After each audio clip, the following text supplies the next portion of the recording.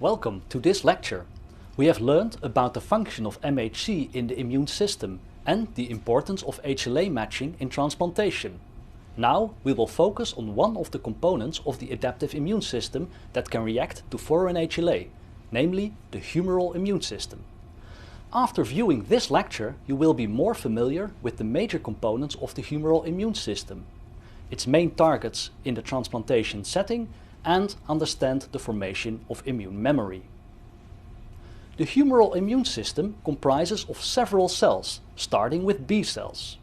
These cells develop in the bone marrow and carry a specific type of receptor on their cell surface, called B cell receptor. The B cell receptor is the membrane-bound form of an antibody molecule and has a shape comparable to a divining rod. The bottom end is very constant and is anchored in the cell membrane, whereas the top two ends are highly variable. These top ends are thus called the variable regions and can bind to antigens. Different from MHC, where the variability is present on the population level, variability of antigen receptors is present within the individual. So how does B cell receptor variability develop? Well, B cell receptors are transcribed from various gene segments that are joined together to form a functional gene. These segments are called V for variable, D for diversity, J for joining, and C for constant. Most of these segments have multiple variants that are randomly selected, resulting in variation in B cell receptors, more specifically in the variable regions of the B cell receptor. Important to realize is that any one given B cell has a single specificity, with the total number of specificities in one individual being as much as 1 billion. As I already mentioned, B cell receptors recognize antigens. In fact, an antigen is defined as any substance that will give rise to an adaptive immune response. The part of an antigen that is recognized by an antigen receptor is called an epitope. Whereas T cell receptors normally recognize an epitope consisting of a self-MHC molecule with a peptide, B cell epitopes do not need to be presented in the context of MHC. Instead, the B cell receptor or antibody binds to an epitope on intact antigens. These epitopes can be linear, as shown in the left figure, or discontinuous, as shown on the right. So what happens when a B cell receptor binds to its cognate antigen?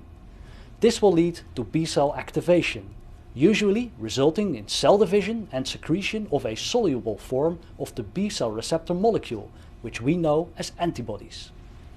Antibodies have the same specificity as the B cell receptor of the cell that made the antibodies. Fully differentiated B cells become antibody-producing factories that are estimated to each produce as many as 10,000 antibody molecules per second. These differentiated B cells are called plasma cells, and they migrate back to the bone marrow. While the variable part of an antibody binds to an epitope on an antigen, the constant part of an antibody determines the effector mechanism that will develop once the antibody has bound its antigen. The constant part, also known as the Fc part, does have a limited number of variants, called isotypes. These isotypes are called IgG1 to IgG4, IgM, IgA1 and 2, IgD and IgE.